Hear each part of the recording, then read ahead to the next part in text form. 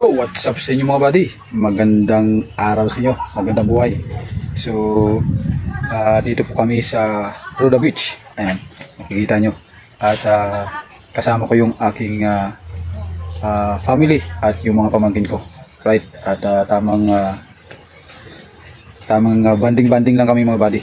Maliligo. Pero sa oras na to ay medyo napakainit pa. So, at siya ay bali low tide siya ngayon. So hindi pa kami, hinihintay pa namin yung magiging high tide para umabot dito yung tubig. Pero pwede namang maligo doon banda. Kaso talagang medyo napakainit pa. Alright. So minsan lang to mga buddy, no? Minsan lang po sa ilang taon na kami magkita-kita at magkakasama ng aking mga pamangkin, iba kong kapatid.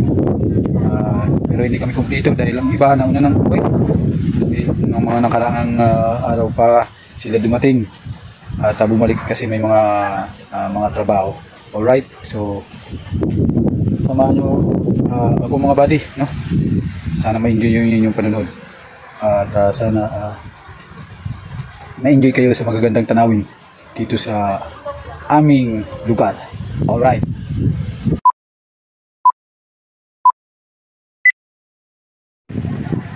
So, ayan mga buddy, yung sitwasyon ngayon, napakainit pa, no?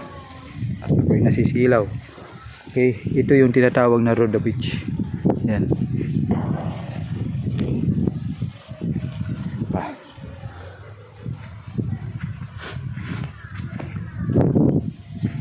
Ito, at kita nyo naman ang puting buhangin.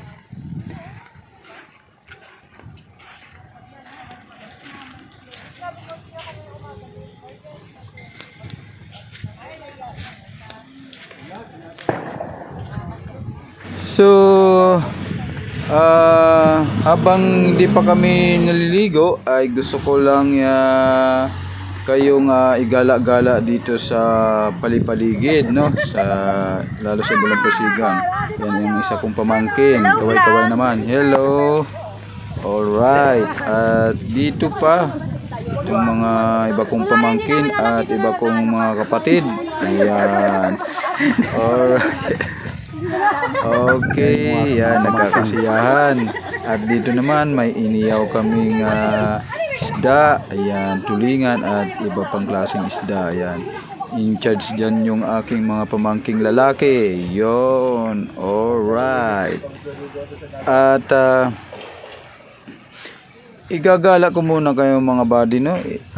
Ipapasyal ko muna kayo dito sa tabing dagat. Ayan. Kita nyo naman na napaka lawak pa ng low tide. Yan.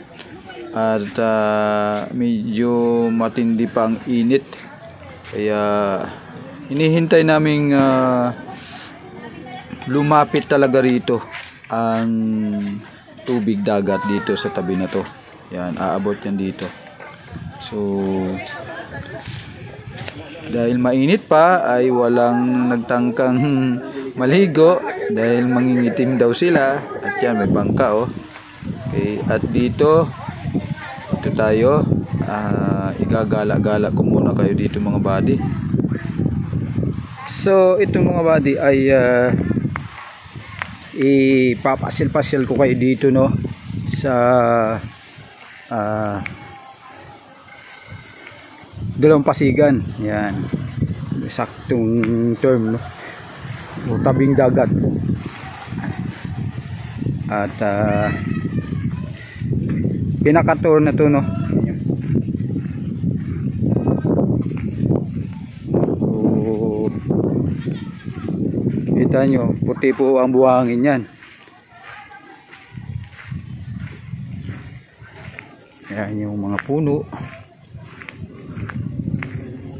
At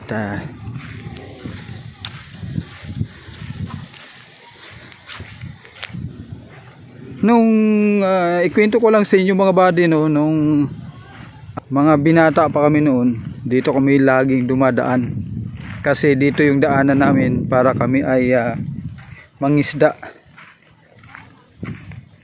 nangangawil kami. Yan, bangka. Yan lang yan. Nangangawil kami. At ito yung tawag na aroma. Yan, aroma oh. Yung may tinik. Okay. Oh. Dito sa portion na to, o dito sa banda rito mga buddy, ay maganda yung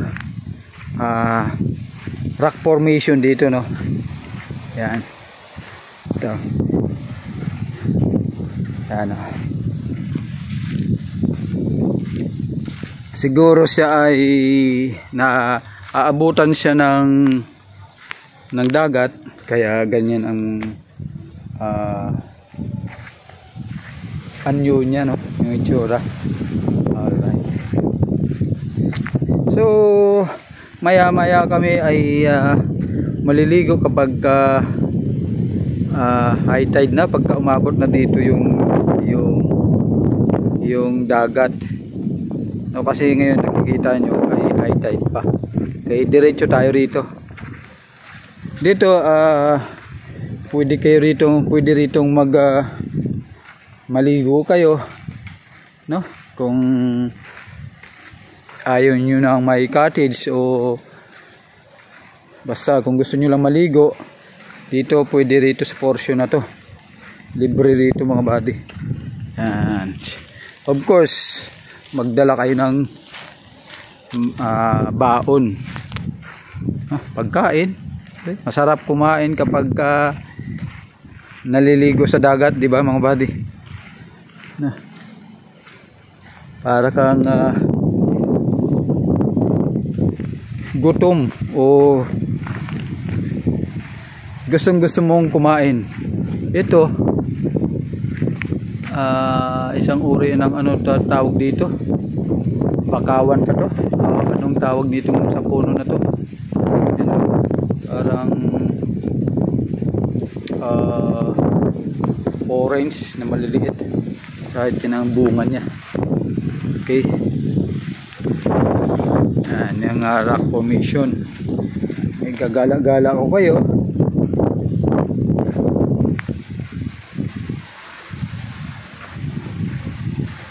Alright, yan ang sinasabi ko. Ayan, mabato nga lang itong portion na to. Ito pagka nag high tide, ito ay abot dito yung tubig, no, kaya ganyan yung itsura niya, buddy.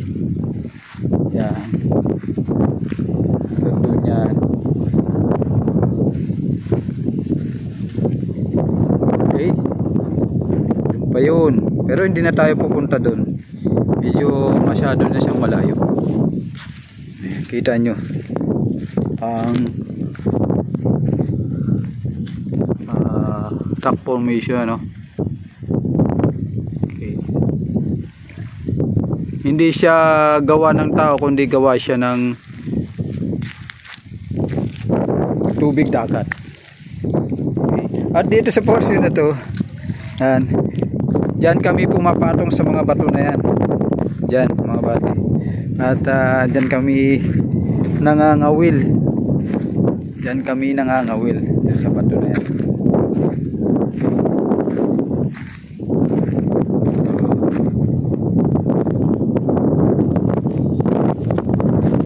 Ito sana, maraming bato dyan ay gagawan sana to rito ng parang maliit na pantalan, parang private yata na pantalan, hindi natuloy. So ganyan lang siya. Yan yung paligid natin, at doon yan,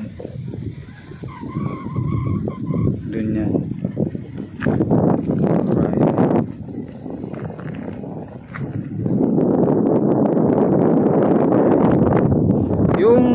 Yung area na yon, kita nyo yan, yung bundok na yan, yan tinatawag na Barangay Ago. Yan yung bundok na yan. yung isla na yan. At dito naman sa kabila, itong isla na to, itong area na to ay Kawit. Yan, Kawit.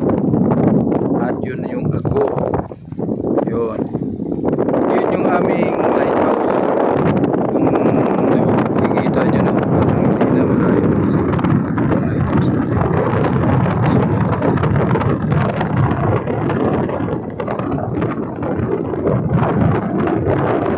Doon yung bayan, yung mga may ano na yun, nakikita nyo, yun yung bayan namin, bayan ng Lobo. At doon kami banda. Alright, so yan mga buddy, no, yung aking patur sa inyo. Sana kaya inyong nagustuhan.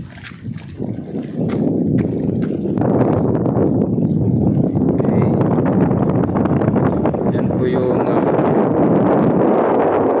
makikita nyo, yung magandang view. Doon yung kasama namin doon, yung mga kasama ko, yung family ko doon sa ano na yun. So tayo ay babalik na